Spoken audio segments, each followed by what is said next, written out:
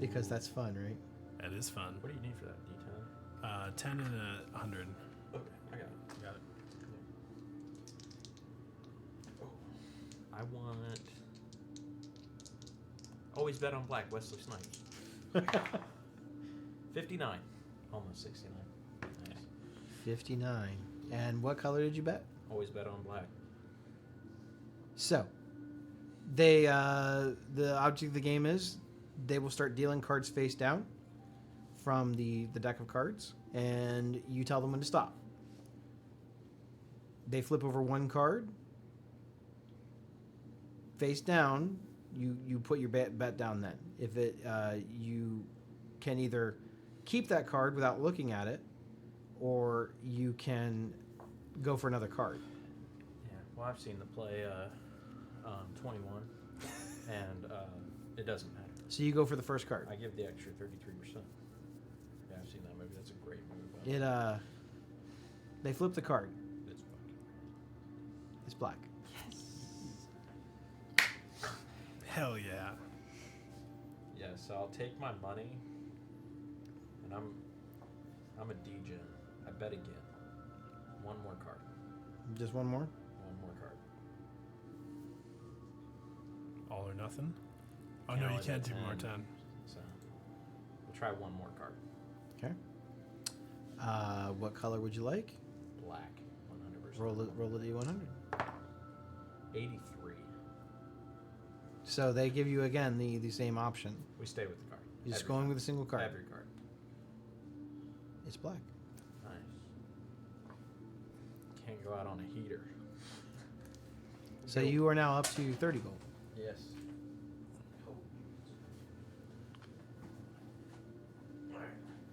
Sounds like we're going to be here for a while. One more card. One more card. 76. Sticking with black? 76. Red. It's red. Bam. Once we get to the 10-minute mark, Well, I'll probably head in. I feel like I'm playing like the... What color are you calling before you roll the dice? Oh, my bad. Red. 400. Just kidding. It's 40. It's 40? Yeah. 400. 400. That is red. 004. Yeah. Okay. So I'm up to 50. I'm up to 40 gold right now. We're on a heater. He's like, we can't stop now. Black. It's gonna be the loss. What? It's a 9. Isn't it? No. Oh wait. Oh. I was looking at the other dice. No, that isn't it. 96. That's unfortunately red. Okay, we get up and leave the table, Okay. and I'll crush about 3 more beers and walk out the door. All right. With a road pop. All right. There you go. So go ahead and put your earnings in your... I get 13 beers to go, And please. I will hand all the winnings, like chip sets, and just hand it over to him. Okay, he hands you all the gold. Just straight gold, or is it chips? It's gold. That's gold. So it's, what, 40? 40. Okay. Oh, you mighty kind. I did pay for your horse earlier. It was about this much. So I'll keep it. If you want anything nice, you just let me know. I got your gold. Well, I'm ready for bed. You want to go night-night? Yeah, we can. Betty Boo? We can. I don't feel so good. Yeah. But we can make it home. If you're going to vomit, do it that way. Okay. So I'm walking on this side. Okay. I think I would drown in your vomit. So you guys make it back to the inn. You guys are in separate rooms or sharing rooms? He's outside. I think it's me and Crispin sharing. He kind of leaves you like kind of like sitting up against the side of the inn. And You're not like on the sidewalk or anything. You're just kind of on the side of the building. Yep. when I get into the room, closing the window. It's going to smell. We're going to hear it. Okay. And you are by yourself? So my tribe is worships Sylvanus. I'm not super devout or anything, but I know better than to ignore him. So I've gone out into the forest, just a little ways, not too far, and done, my little ritual, a little praying, and then gone back to the room. Okay. So, you sought answers and guidance from Sylvanas. More asked for, he's sort of, he could, you find an injured or diseased animal, Sylvanas' 2 options would be to kill it because it's weak or heal it because he's showing mercy. I'm praying for mercy for the towns around. Very well. As you make this sort of like plea to Sylvanas, you hear some small little woodland creatures sort of run through the underbrush. Very pleasant. They aren't being chased. They're just out on like a little nightly stroll. You take that as a good sign and a good omen. You head back into the inn, and you light one of your little candles, and you kind of just reflect on all the events. You kind of do a little bit of gazing out at the stars, looking out your window, kind of sketching down some of the what you notice in some of the patterns about the placement and the time of year, and drawing out some of the constellations, their actual forms instead of what their star forms are. It's almost like a one of those little kids' books, the activity books, like the what do they call that? Like the 1 to 2, and then what is that called? Numbers thing? Yeah, the numbers thing. You know where like they have like the 1 and the 2, and you draw the line. Connect the dots. Yeah, connect the dots. Yeah. Thank you. I was like, it's right there. I know it's really I can't simple. connect the dots. Why is my brain just shutting down? So you're kind of doing like little sketches and drawings like that.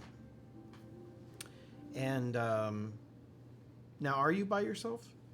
I thought that Fig and I were sharing a room, and I was Fig making is snoring. Sure, I was making sure he's not dead. Fig is good. Not choking on.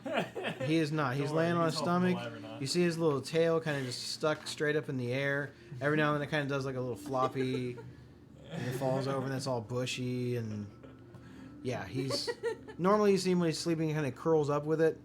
Not tonight. Not tonight. Why are you doing that? So, as you're sitting there and you're sort of sketching and reflecting on all the events, you suddenly just kind of get very tired.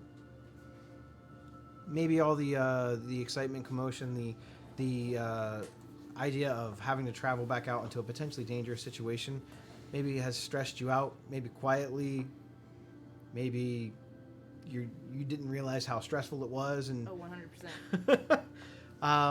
but you feel like you're ready to go to bed now. You're ready to just go to sleep. The sound of Fig snoring is nice white noise. You're out pretty fast.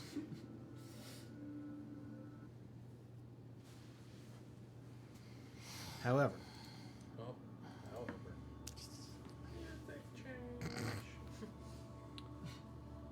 you dream. The stars are the first thing that you see. The constellations in the sky seemed to be saying nothing to you before you closed your eyes. You saw the warrior queen where she belongs. You saw the serpent where he belongs.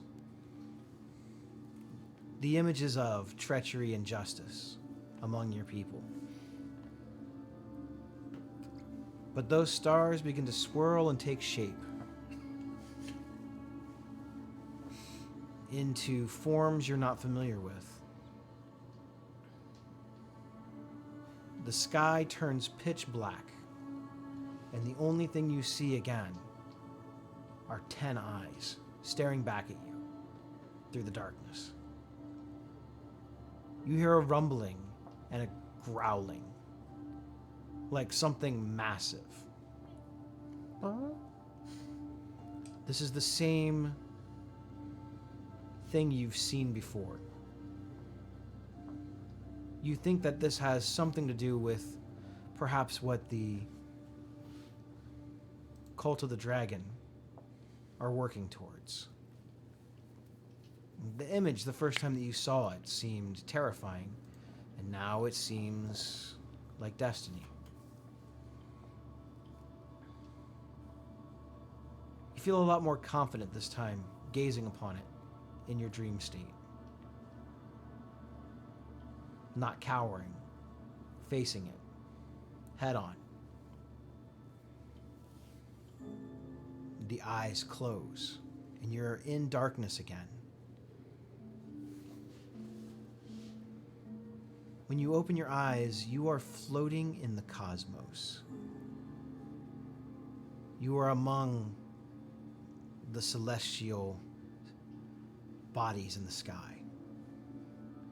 No longer gazing at the constellations from distance, no longer gazing at asteroids and comets and astral clouds, but among them.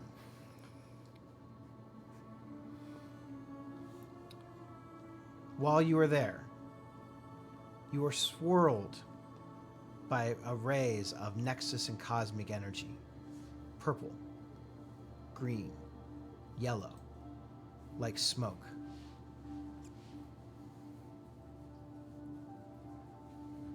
You look far beyond what you normally could see, into the deepest reaches of the universe.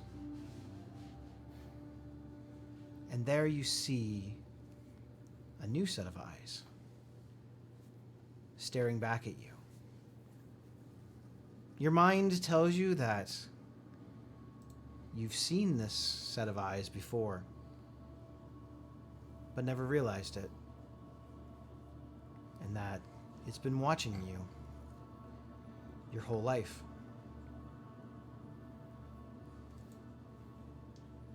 You feel drawn towards this being. You want to approach it, but you're scared. What do? Push the fear away. I've left home. I've left everything. I have to know.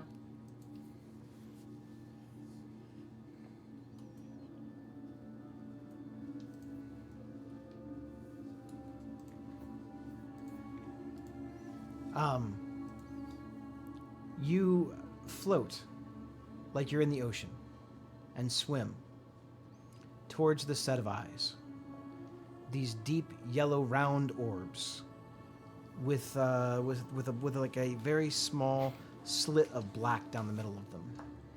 They seem to glow more intent as you get closer, but the closer that you get, the further away it seems. You see the outline of something now which you thought was just the vastness of the universe and space. But now you see it actually resembles a creature. Humanoid. Tall. Massive. While it has certain human characteristics, its head, legs, and arms are anything but human, as you see long, tendril-like appendages where the fingers should be. It sort of almost looks like a squid with no actual body. And instead of 8 limbs, it's a multitude of tendrils that make up this shape. The shapes themselves move and swirl about, wrapping around and entwining around each other, taking various shapes and forms. You can't quite make out the face, but all you see are the yellow eyes. And you hear a voice as you approach. Stargazer, Starweaver, I see you.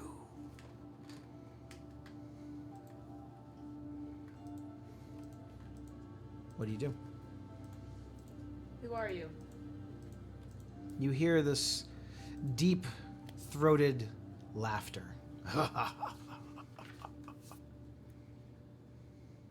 You know, you've always known. Among your people, you're known as a star-touched. I've been called many things. That's a new one.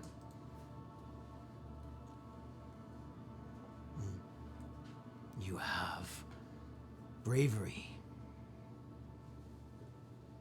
Most of your kind do. But in the end, they all scream. You're talking about the Asimar. There's no reply. Or are you talking about the Star Weavers? There's no reply. As you kind of look around you, you see all these black, misty, smoke-like tendrils. They've now flowed out from this humanoid shape, and they are swirling around your feet. They're wrapping up around your legs, moving up your torso. You actually feel extreme cold and fear. You look down at these little, like, tendrils and tentacles that are wrapping around you, and you see that they look like space itself. They look like the sky. And then you see these little yellow eyeballs open up along all of them, and they all stare back at you. And you wake up.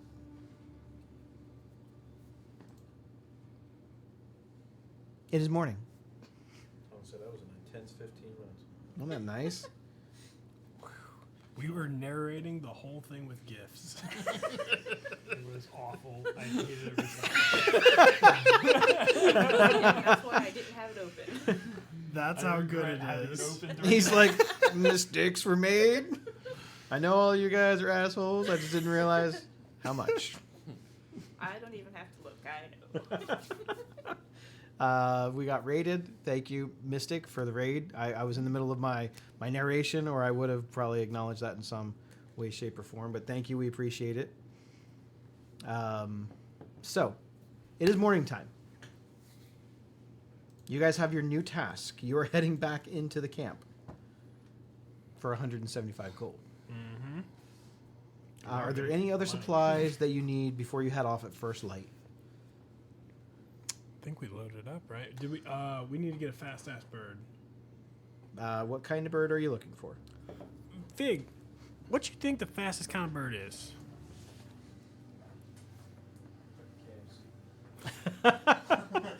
I mean, it's definitely the colonel. Yeah, outside the kernel. Yeah, we need to. I don't know. I I don't know a lot about birds. well, you spend all that time chasing them. Well, if I knew more about it, maybe I'd be able to catch them. That's a valid point. I'll talk to the druid. Hey, Fedora, That's a good point. what's the fastest kind of bird you can buy? Are you talking to me? Yeah, She looks like she needs coffee. you need. You want some moonshine? Wake you up quicker than coffee. No, I'm okay. Oh, No, not you. I know you don't want none. That's right. Water's over there. maybe for a special got his occasion. head I in don't the think that horse's helps. trough. I'll pour you half. Half is good. He took a full. He had a good time though. But anywho, Yeah, I'll take it. oh shit! I pour her half, living on the edge over here. I like it. and I present her a half. Now, she hasn't said anything yet, but Fiora snuck out more than a few times to go party, so she immediately just downs the whole thing. She gives it the good old like. You're not a drinker. Not like a serious drinker, but You've had alcohol before. yes. So Constitution saving throw, high DC. You can take it. She had a rough night. She's She had a rough night. ooh, not very good. I'm gonna give myself guidance. Or no, I can't do that for saving throws. So 13. 13. It burns. You handled it a little better than Fig. But it burns. Mhm. Little tears come out. No snot bubbles. And I would say that it doesn't hit you quite as fast. So we've officially got everyone in the campaign to drink. I think that's a first. Surprisingly. Because Liz didn't drink. No. And, You almost got did you last? Drank a little bit. Not Did a she? lot. I thought But she didn't. like in moderation. Okay. Yeah, because we're hard. It's mechanical. Didn't want to rust. Yeah, you don't want to rest. Okay, so Yay! you guys gather up your supplies. You pass out the drink. The celebratory. We're on the road. Time for an A. So now that you had your coffee, what's the fastest kind of bird you can buy? We got to buy one to send the info to Leonidas. Bird's not gonna give a shit about what you want. Well, if you buy like a good trained one, I've seen it in the plays. They got them trained to go. Probably best bet's to go talk to the governor. The governor? Yeah, he might have a way to. He might have some messenger pigeons. The or something. governor. Look, I don't actually drink. I can't do drunk. It's the governor. I'm just teasing. All right, we go talk to the governor. I guess I'll knock on his door. You going to go talk to the governor? The governor. Governor Nighthill. I brought some biscuits.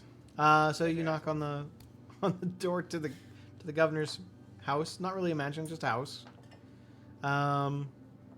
He's got like his little sleeping hat on, like his little sleeping cap. He's wearing like his like long pajamas. He comes to the door like, is something on fire? Are we in danger again? Not quite that bad. Never mind. You got any of them birds that tell stories, deliver them real fast? You mean a messenger pigeon? That's the one. You might want to talk to someone in the postal service. I'm the governor. Well, my friend the druid, the person that I think would know the most about the aminos, she said talk to you. I don't do birds, and Fig can't catch them. So, we, as a He collective... seems like very irritated that you guys came knocking on his door first thing in the morning to ask him about this.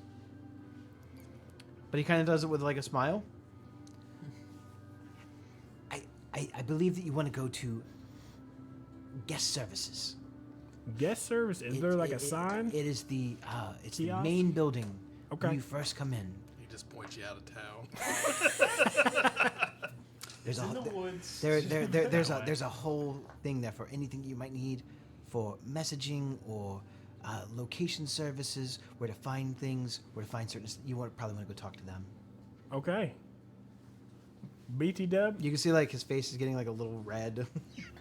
you look he's like... he's very kind. He's not being mean though. He's being very very polite. You want some moonshine help wake you up? That's illegal, sir. I'm just kidding. I ain't got no... All right, I'm going to head to the moonshine. Make a deception check. Oh! No way. Look at it. Loaded Look at dice. it. I swear to God. That's funny. Oh, that's a good one. I'm a funny frog. They call me Funny Frog. Yeah, you're dragging his shit all over my town. Yeah, he has. He's a grown boy. He's a really good boy. You're gonna appreciate it later on when y'all need help and he kicks ass. Well, I'll go talk to the mail room and go figure it out. Good luck, and, All right. and thank you again. You're welcome, Toodaloo Caribou. And he closes the door, and you can kind of hear him under his breath. Fuck.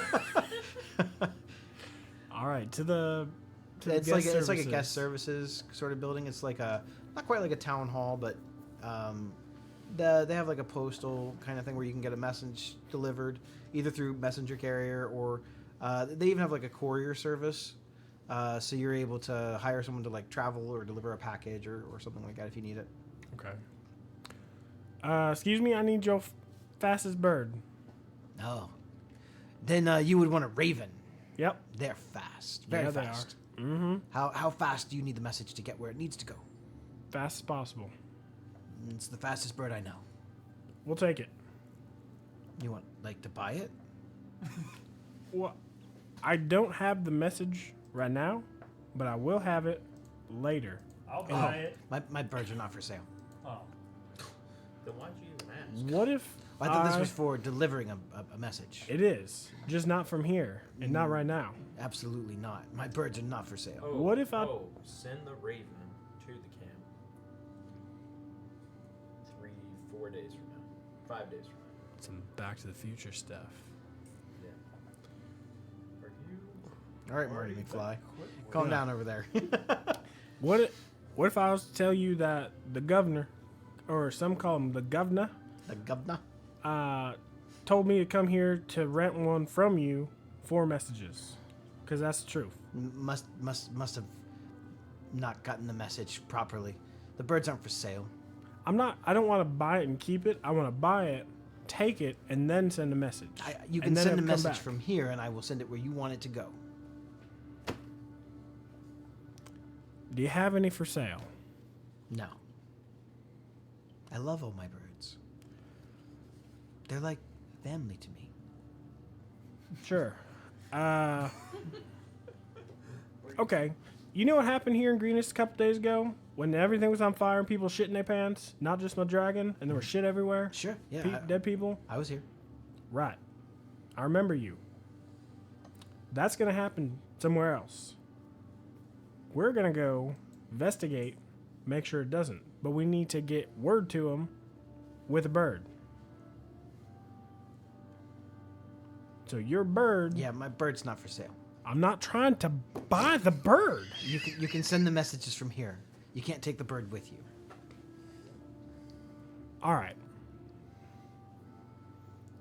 My birds are trained to deliver messages and return here. Sure. I need you to send a message in 3 days 3 days. south of here. Okay. It's not an address. It needs to say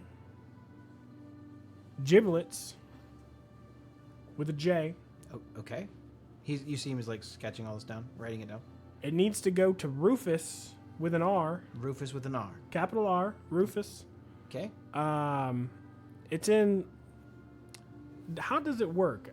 Do I have to give an address or a location or a landmark? Well, you would give me the location, and Sure. I would try to direct the bird the best that I can. So Yeah, general landmark feature or if you was town. walking in like a steady pace, like 3 days south of here, mostly south, a little bit west, just a touch. There's like so you're trying to get the message where? yeah, to this. It's like a camp. Right. Okay. I might be able to offer a less complicated solution. Mm-hmm. You're trying to get a message while you're out in the field working. Where do you need the message to go? That wasn't a statement. That was a question. Where from there do you need the message to go? What was that place called? The one time that he said he was going to? El Toro. El Toro. Okay. Might I suggest an item? You probably could buy it a lot cheaper than I would sell one of my birds for. Do you have the item? I do not, but there is a shop in town that sells them. Okay.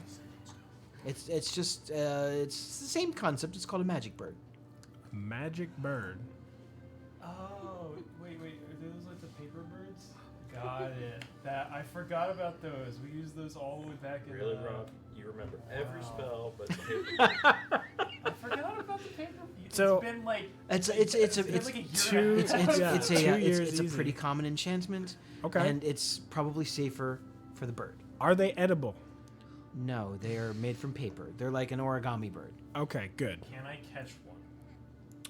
Not if it's not addressed to you. Perfect. Where would I go to procure such an item? You would be able to find such an item in the general store. They have a few small common magical items. That is a common item. All right. You've been a little helpful. Thank you. Toodaloo. I'll go, He kind of gives you a bow and I'll go to the general store. As we walk off, I flip him a gold piece for having to deal with the nonsense. So are your birds for sale? they are not. They are not for sale. No. So you go into the general store. You're able to procure the item that you need. How many sheets of magic bird do you want? I feel like we're buying like 3? papers. That's all they are. They're paper. 3, 5? No, like papers. Sure. Like rolling papers. No. That's what it sounds like. So Magic bird? for those anybody that's like watching at home, Magic Bird is a magical item that's basically a sheet of paper. You can put a message on the sheet of paper, and you put someone's name on the paper. That paper will then, once the message is done, it will fold up into like an origami style bird, and it will fly to that person. You have to be familiar with the person, or at least know the person's name that you are sending the message to. If anyone else tries to intercept the message, they can't open the bird. It won't open for them. It can be destroyed, but the message can't be read by anybody except for who it was addressed to. I think we'll get 5 sheets, maybe. It's 5 gold. 5 gold. All right. Just in case. Pretty common enchantment. All right. Ready to roll. Great. Didn't feel like role playing that part out. You're welcome. Down there, cousin. Do what? No role playing for the magic birds. We're done with that part. All I'm saying is somebody's going to write the letter except for him because he's going to write somebody's Do wrong not let name him on ever there. use sending. Yeah, misspelling will be like, he'll misspell it, end up going to somebody like in some far off farm up in the northern region. They're like, what are they talking about, these dragon folk? Gonna go to a person that's not even born yet. Yeah. The bird's just floating around waiting for that He's person like, to exist. we're sending it to the monk Leonidas. It's called a paper bird. Yeah, it's called a paper bird. Okay. 50 words or less. 5. They are in the. They should be just on. You should be able to find them on D&D Beyond. Got it. Cool. All right, let's rock. Okay, great. So the whole time they're doing this, I'm like on my horse. Like I'm not getting down because I don't want to like fall because I'm, drunk a little bit. And grumbling about like how weird it is that just anyone can go send messages and you can just leave and like it's so weird. That's weird to me. Just over and over. They're probably getting tired of it. Yeah, you tell him. She is cut off. I'll tell you what. You know what's really funny? Your name, Rufus. You're all done. I think so. God, I hope so. You need to quit giving drinks out and All right. samples. We are gonna head on the road now. This has been the longest Yay. singular 24-hour period in the history of Dungeons and Dragons. Yep. Okay, so you guys head off with your 3 mounts and Clyde the infernal donkey. Best thing I think I've ever created. It ranks right up there with some of the most interesting things I've ever come up with. Right next to Roberto. Roberto is pretty sweet. I've already got a couple really cool things from this campaign. I'm very happy with both of those, Roberto and Clyde. I didn't name him. You guys named him. So Gulk is riding this jet black donkey mule, which you guys are 99.9% sure is an infernal of some type, and he leads the way. You kind of half expected the animal to maybe not be so welcome to having someone ride him around. When you guys first sort of met this particular creature, he had a sort of regality about him. He seemed as though he was very dignified and very almost like noble. He had a just presence about him. He seems as though he's been maybe in battle before or rode into battle of some kind.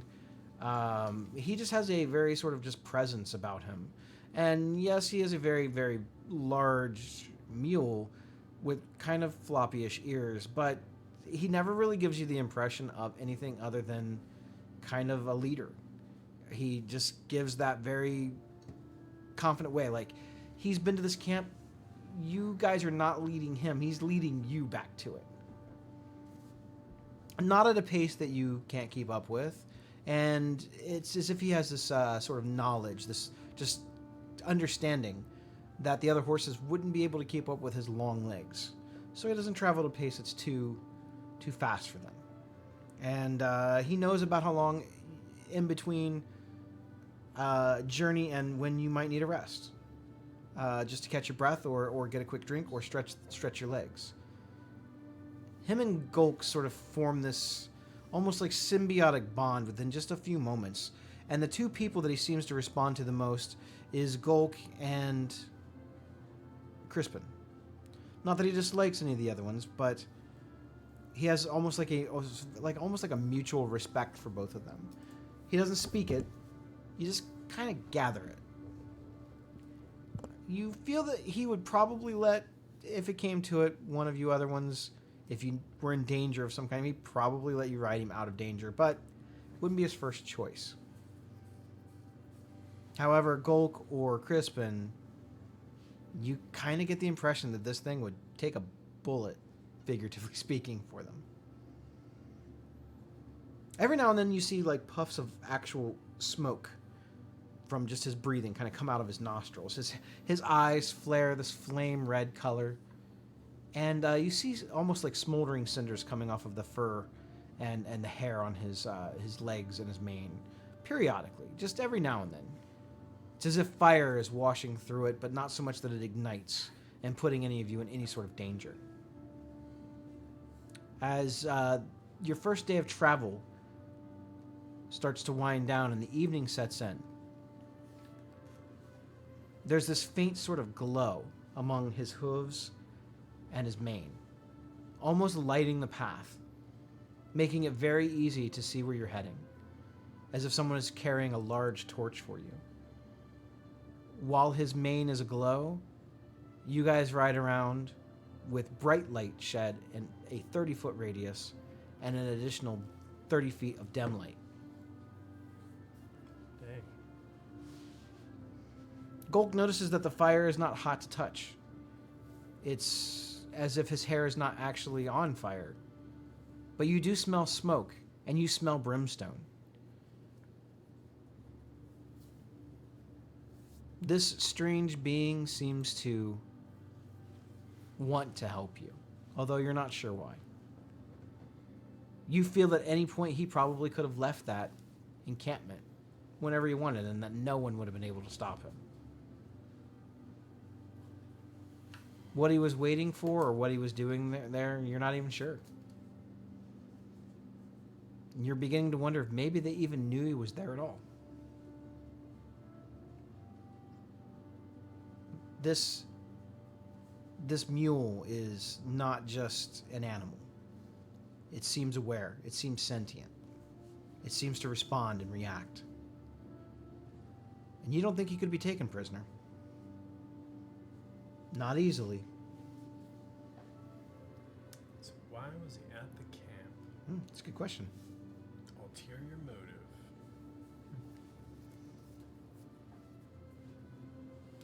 The hours turn late.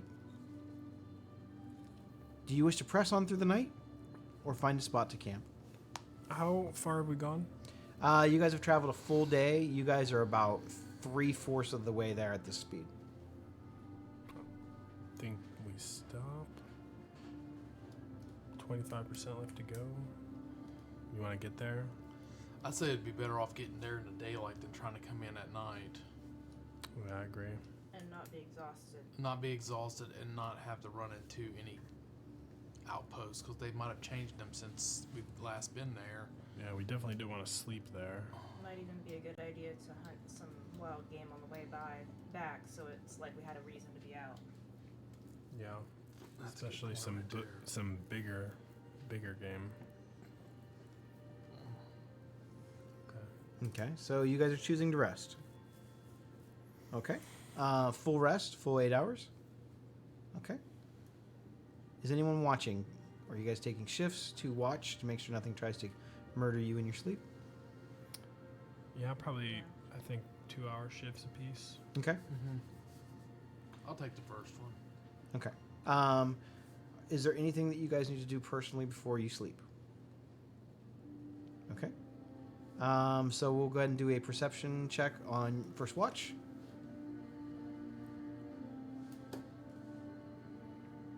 Nice. Get shot at. Get down. Get down! Get down! 21. 21. So this particular area that you are in is a sort of a almost like plains.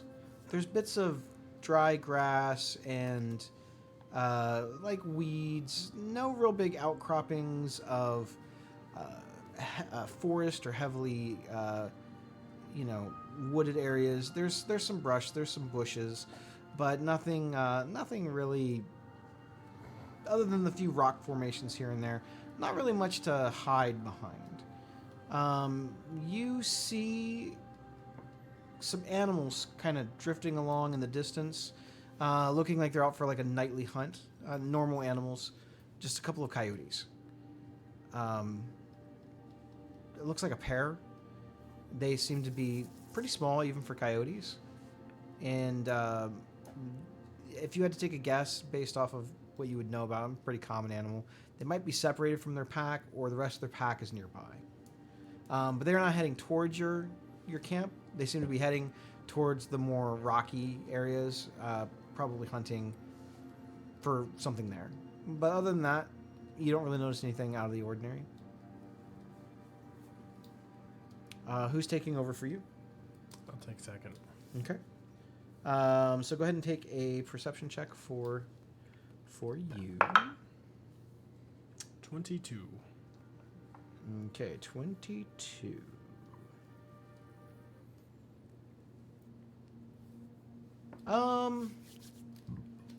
Change the music. You notice that the temperature seems to have dropped a little. It's a little chillier than it was the night before and maybe the night before that. Being a person who has spent a lot of time in the bayou, in the swamps, and outdoors, your climate is often humid and kind of hot. You're from more of the southern areas. This area is also pretty far south, but this particular night you're kind of getting those early fall vibes.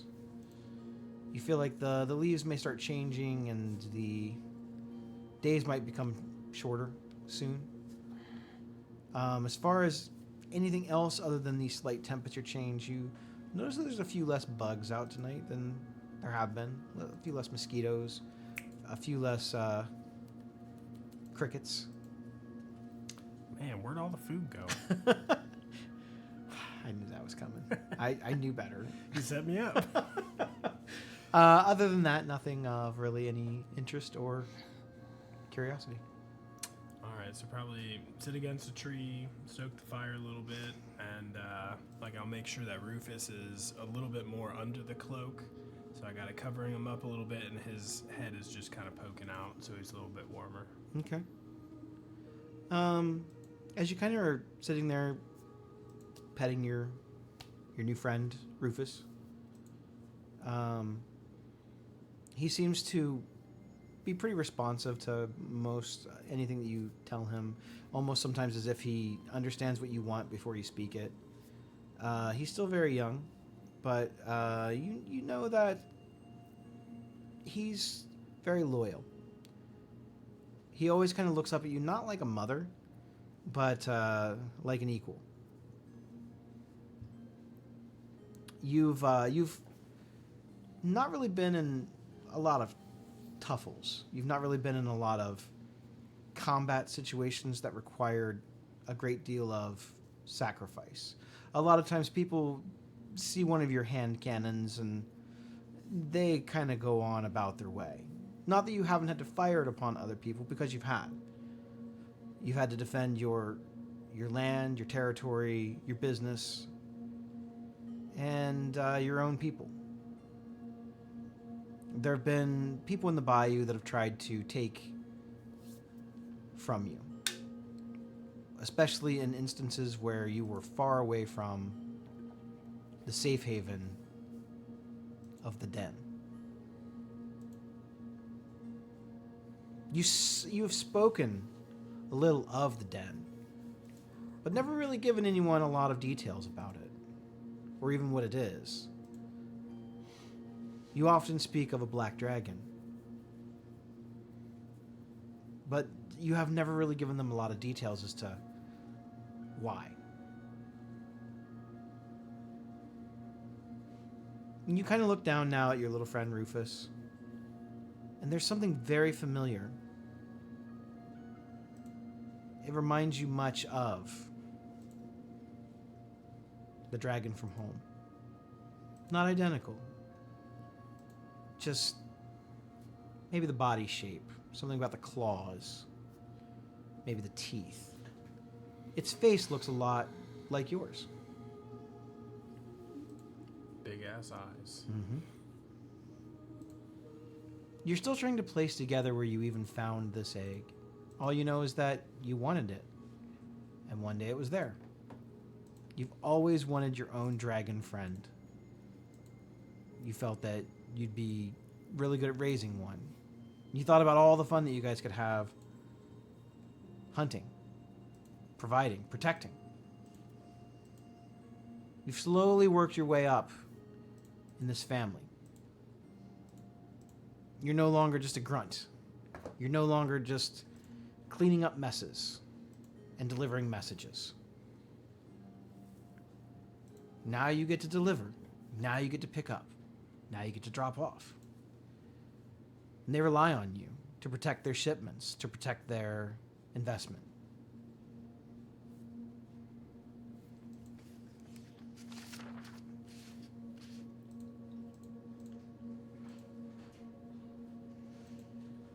As you look down and you kind of pet your little friend on his head,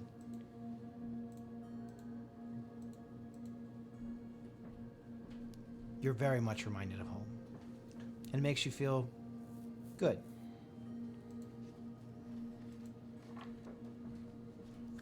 It's about that time you realize that your shift's about over. And Rufus kind of gives you a little kind of stretching out, letting you know he's tired. Yeah, me too, buddy. Let's go get Fig up. You want to lick him to wake him up? All right, let's go. Yeah, he seems very excited about it. All right, ready? Half giblets. So he immediately like pounces on Fig, and like this tongue kind of just lashes out, kind of frog-like, almost like a gecko or a lizard. And it kind of like smacks you right in the side of your face, and it's like just immediate wet. So as you kind of like roll up, you see these big yellow eyes just looking at you with a kind of like a grin, a little bit of a toothy grin, kind of. He's just like wide-eyed.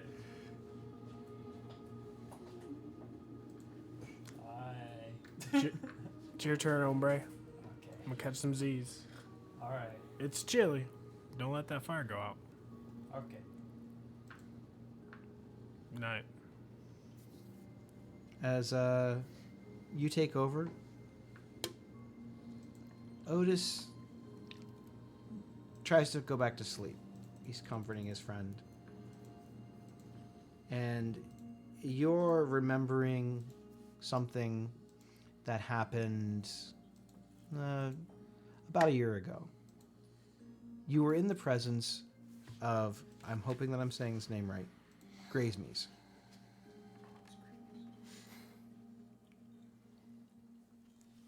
It was not long after you had finally been promoted. Grazemees looked down upon all of the newly promoted members of your group. The BBs. Like, sort of like a proud mother or father. Mother. She spoke to one of the higher ranking officials. Never directly to you. And it's the closest that you have ever actually been to Grazemees. Her black scales reflected every bit of light from the moon that night. And you remember, she glistened like oil.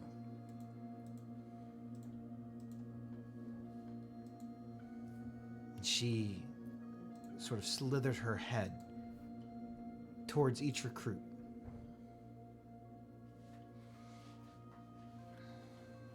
And kind of gave all of you a little bow.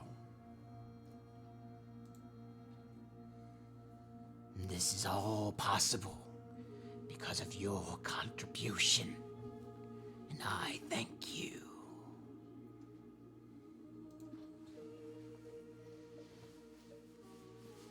The large black dragon then turns around and heads back in to her lair. For you, it was the highlight of your life. Being acknowledged by someone that you've always looked up to. You've always held dragons in the highest regard. Some people might look at the relationship of Graysmees with your particular group as a tyrant. But you've always looked at Graysmees more as a mother figure. Someone to be worshipped, almost. Adored. Like a hero. Something you strive to be. You don't know why, but you've always just wanted to maybe be even higher ranking than you are. You want to reach as far as you can get. You want to be one of her top advisors. One of her top confidants. Always have. They call those the toads. The toads.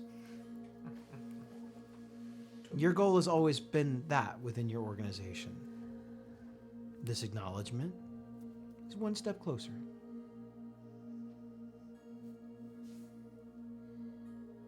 With that, you kind of smile, feeling pretty proud of yourself, and you drift off. Fig, I'm going to need a perception check. Let's go Fig. Got a 1. Not a dirty one, too. I have a negative one in my perception, so I rolled a 2. Wow. With that, I'm going to roll on my table. So fucking dirty. I feel like he's pretty distracted with his. What's up, baby doll? So, you still feel a little bit embarrassed about the effects that the alcohol had on you. Yeah, that's fair. You're not really one to let your inhibitions down like that. You're usually a little bit more reserved, a little bit more together, but you've been known to be reckless. As much as it hurt, you liked it. Probably not as much as Otis likes it, but you liked it. Fortunately for you, even though you were very distracted, I rolled very low. The only thing you notice in the nighttime sky is a The coyotes. large bunch of bats. They fly all together, blotting out part of the moon, heading off into their cavern for the evening in the nearby cliffs. Who's next? Gulk. Yes, I did it. Okay, so you wake Gulk. You drift off to sleep. Gulk, Gulk, yes. Gulk, yeah. I need a perception check. He's got to lean against a tree, take his piss. No, not that one. I'll just pistol her myself. Let's do this. Go. That's cocked, that guy. That's fold about I mean, 9. 9. Oh, wait. Because, I don't know, we're running out of time. Yeah. True inspiration. Fuck! Alright. 9. 9. You see that the coyotes are back. You didn't realize that they were there, but it's the same coyotes that Crispin saw earlier. Only this time it looks like they've been reunited with the rest of the group. There's about 20 or 25 of these coyotes, and they are drifting off towards the west, sort of away from you, not heading towards you.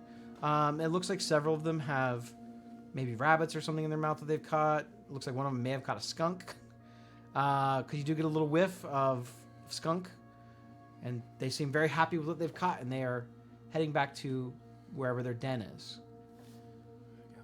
Everything about this is curious to you. Coyotes are not real common in your particular place that you live. True. You reach down and you check to see if the pouch containing your parents' ashes are still with you, and you feel that both of the pouches are still there. In these dark brown leather hand-stitched pouches that you made. You have you've burned a symbol on them. Your mother's clan symbol is what she called it.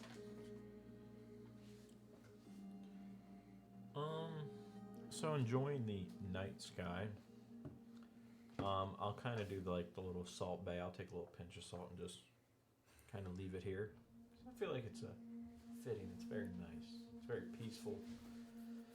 Because I feel like I'm leaving that life here pretty soon. Kind of match the music. Pretty sweet. It's timing. Yeah. Kind of take it all in. Anytime I can be out in the forest, it's kind of my nature. Got that dog in me. Being out in the wilderness has been more comfortable to you than staying in towns and cities. This feels more natural. There's a very strange sense of familiarity, though, as you've been riding around this infernal, this donkey. It feels natural to you. It feels almost like something you've done before. Even though you've never really ridden a horse, you feel like you could ride into battle. You feel confident about it. With your battle donkey. For some reason, you kind of remember a time when you were younger. Killer Clyde. Your mother was still alive, and you were pretty young. You asked her one day, "Mom, I don't look like you, and I don't look like Dad. Why?"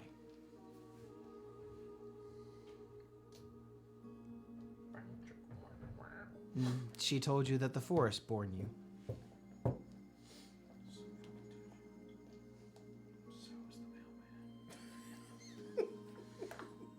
She said that you were a gift from the woods. Yeah, it was. And she brought you in her home because all she ever wanted in this entire world was to be a mother. You seem to be okay with that. And it was something that you never asked her again. Satisfied with the answer that she gave you. You always kind of had a little lingering thought, though.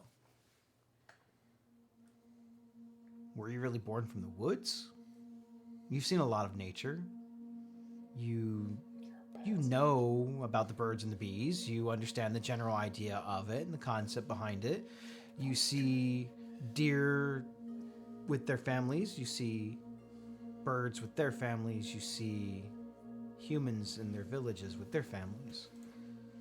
None of them just mysteriously appeared from nothing. You're often sometimes curious about if that was 100% true, but you don't know that your mom ever told you a lie. Mama was not a liar. There was something else very interesting about your mother. Your last name, your surname is Tunyon. Yeah. But your mother's name was not. Nor was your father's.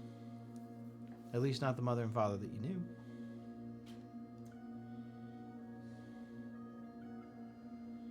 Your mother and father were the Swiftwinds.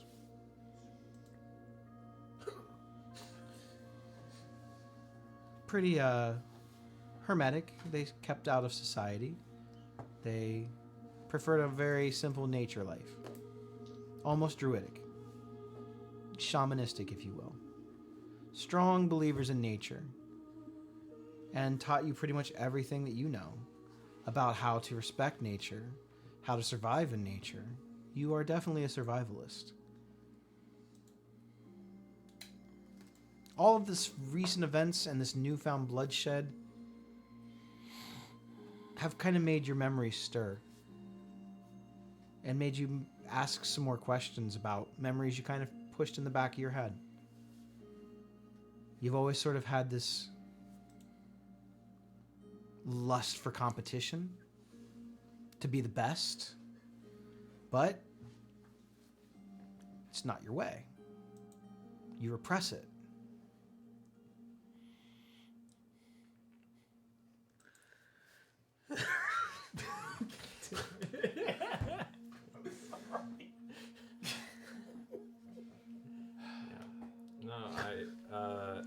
I kind of get frustrated a little bit about it.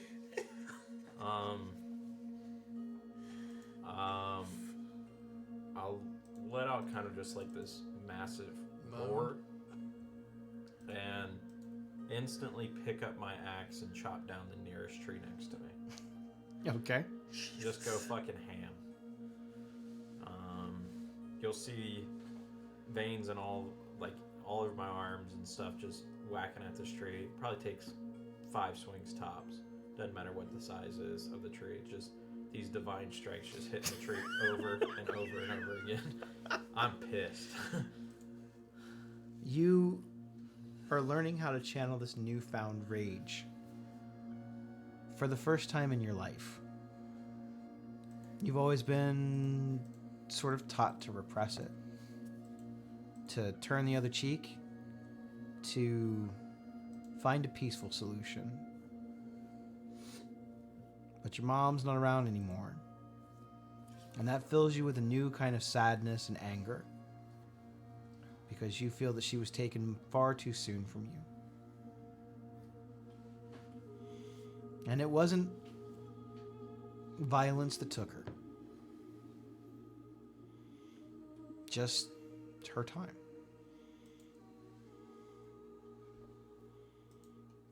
And that makes you even more angry as you're smacking this tree with your entire might, that there was nothing that you could do about it. You had all of this strength, and you can't stop time. Damn, that was powerful. Hey, shut up. Damn. I think you killed the tree. You finish your 2 hours, sweat-filled. You look over at your work, and you feel it's time to sleep now. You feel better. So who am I waking up? Oh, I'm already awake. Oh, she heard you whacking the crap out of this tree. I don't know who is awake. So as we're trading shifts, you'll kind of see kind of falling asleep. He's pretty tired. I think I'm gonna go home now. I'm tired, boss. You'll kind of hear him mumble out, were you born from the woods? And instantly start snoring. Would not hear the response if she gives one. I kind of notice he's out cold, He is unconscious. and I just like, do you use like a sleeping roll, like, or are you just sitting there? Or how do you sleep? I'm literally just, well, all the logs that were cut up, I just made this like makeshift bed. Just sleeping on logs. They're uneven too. Like I'm basically sleeping like I'm a fucking rooftop. Like it's just bent in half. Jackknife Yeah, position. yeah, and it God. does not look comfortable at all. Yeah, back Do you pain. have a blanket or anything, or Nope. just No. One Alright. leaf. One leaf. One leaf. Nice. Cover I in like his it. junk. I just shake my head and I druid craft like a very calming chamomile scent or something his direction. Makes me angry. Another tree. That's another tree. Stop trying to calm me down. I'm not angry. Sleep. Fucking hate lavender. Chamomile. It's the one scent. All right, make a perception check.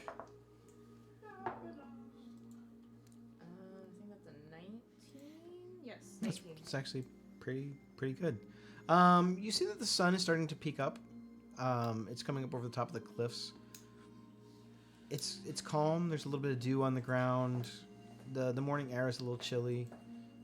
You kind of stoke the embers of the fire a little bit. The last little remnants of what you can get from the wood that was in there. You just try to stay warm, and you keep a glance out, watching over your friends. It's pretty uneventful. You begin to kind of maybe make some tea over one of the pots and one of the kettles. Some strong tea since everyone just got woke up. Mm-hmm. Crispin is the first to rise, though, amongst all of your companions. You're kind of feeling as though it's time to go and wake everyone, and before you even get the chance to, Crispin just gets up. It's almost as like the first lights of the day. He just knows. You just see it's like, Holy chicken. The first thing he does is he looks over at the colonel, who looks as though he did not sleep. Just kind of nuzzled up. Bark, bark, bark, bark, bark. And Crispin just gets up to stretch his legs, kind of walk, not wander too far, just kind of wander around the outskirts. The colonel immediately just goes with. Nice. Say good morning quietly to both Crispin and the Colonel and Celestial. That you say good morning to the chicken and Celestial. And the colonel looks at you and goes, bark, bark, bark, bark, bark. Which is strange because it sounds like chicken noises, but it comes back to you in Celestial. It's good morning to you too. Is it a good morning? Is it a morning to be good on? all this damn wood, and we didn't get a fire last night. He's kind of smashed it beyond the point of really being usable. And he's sleeping on some. It's kind of mulchy. He's like, Whatever was usable, he's sleeping on it. So good luck. I moving mean, it. I've heard about sawing logs, but damn.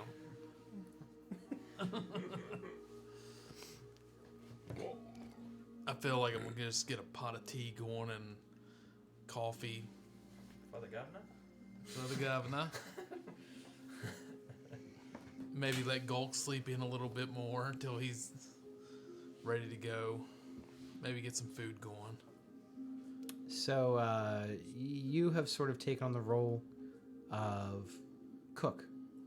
A lot of times you've prepared some of the meals when you've been on the road. Simple stuff, nothing overly It's all complicated. fried.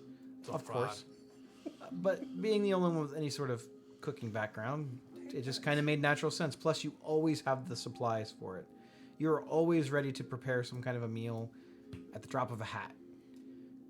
And you make sure that the horses are fed, the animals are fed.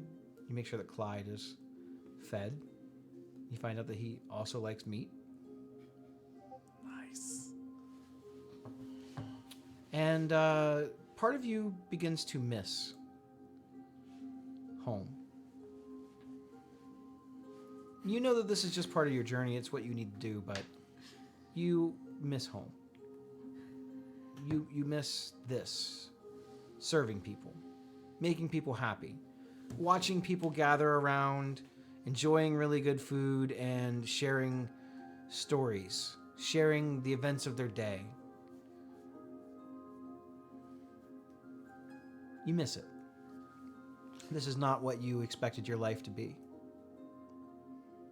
But you're here. It ain't mama's biscuits. It's more like hardtack, but it will do. Yeah, it's better than frog legs, I'll tell you that. Yeah, we'll go with that.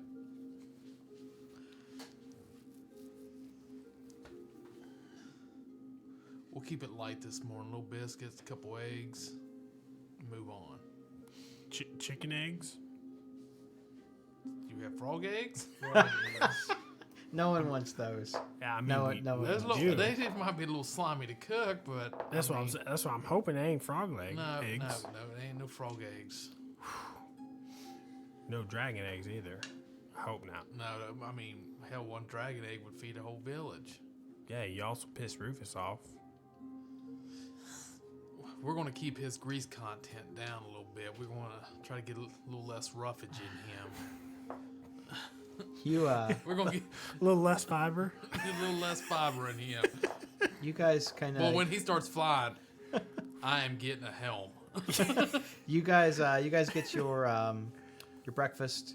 Everyone kind of gets their personal belongings. You guys pack up your stuff. You head back out. You guys travel the rest of the route. It's not very eventful. You have no problems or difficulties getting there and run into no complications along the way. I know, kind of boring. Don't worry. We'll get to random encounters at some point. This is not the time for that. When you arrive back at the camp, it's a strange sight. Most of the people are gone. Oh shit. There are still a few stragglers. There's definitely some kobolds and a few people who either decided they weren't going or were told that they're not meant to go.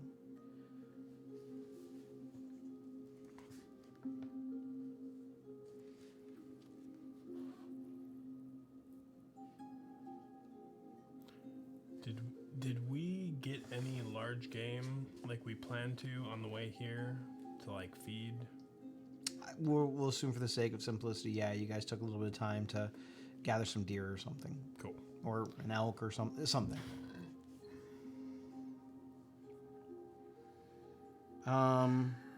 You look around and see that a lot of the kobold huts have been burned. What about around the entrance to the cave? Does it look like it's still being guarded and people are watching over that as we walk in? There's a few hunters and a few kobolds. You kind of see a little bit of movement coming in and out of the cave. So there's still some people there. What you can tell, though, is that most of the pack animals and most of the actual raiders and cultists took off in a large train heading west. They almost had to have passed you on your way back here. The tracks look no more than a couple of days old.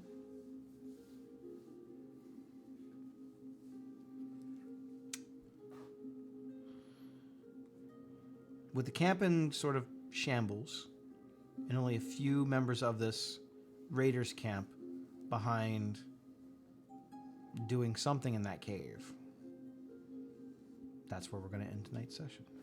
This is bullshit. I still had a couple questions. For I wasn't done. Fuck you. Next week. Next week. Next week. On Dragon Ball Z. You guys are going to like next week? A little bit more action. actually, next Wednesday, I'm actually have an off day, so I can have partake in the beverage. Fuck yeah. Hell yeah. Next week will be a little bit of probably a dungeon crawl. Like the first one of the campaign. First dungeon crawl. I'm very excited about it. I will have the maps and everything ready to go and not be trying to do them on the fly. It's going to be great. I'm so excited. Hell yeah. So you guys will get to investigate the camp next week, see what's going on, maybe get some more answers. And yeah, we'll continue Tyranny of Dragon next week, guys. Thanks everybody for tuning in. Deuces. I saved this. Plus, I got to ban bookmarked 3 it. people tonight. Let's go.